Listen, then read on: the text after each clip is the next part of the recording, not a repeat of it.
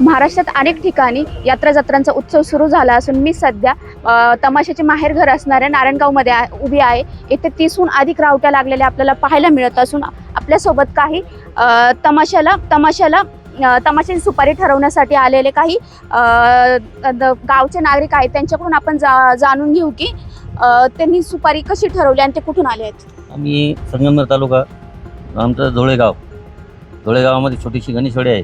तिथं आम्ही म्हणजे आपले किरण कुमार चंद्रकांत धवळपुरीकर यांचा तमाशा ठरवण्यासाठी नारायणगाव येथे आम्ही त्यांचा तमाशा ठरवलेला आहे आणि तो आम्ही त्यांचा कार्यक्रम 27 तारखेला कार्यक्रम घेतलेला आहे।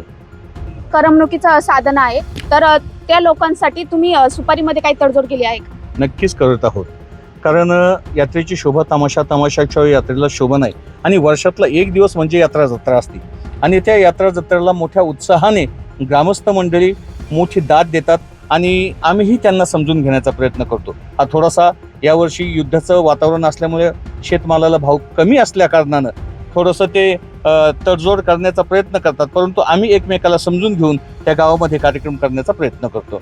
दुसरी एक माझी विनंती अशी राहील शासनाला, जे अनुदान आमचं थांबलेलं आहे ते विनंतीपूर्वक जशाप्रमाणे तुम्ही शेतकऱ्यांना किंवा अन्य सगळ्यांना सहकार्य करता, लोककलावंतांना सहकार्याची भूमिका ठेवावी।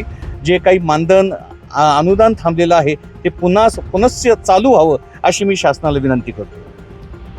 तमाशा कलावंतांना अशी अपेक्षा आहे की त्यांचे जे थांबलेले अनुदान आहे ते पुन्हा चालू करावे आणि ज्या तमाशासाठी जे शेतकरी हे करतात, सुपारी देतात, त्याच्यामध्ये हे लोक तडजोड करतात। तर आणि गावचा हा कार्यक्रम नीट होण्यासाठी ही सुपारीचं तडजोड करून एकमेकांचा समतोल राखत हा कार्यक्रम ते पुढे नेत आहेत। नीलम चापुडे, LS मराठी, जुन्नर, पुणे।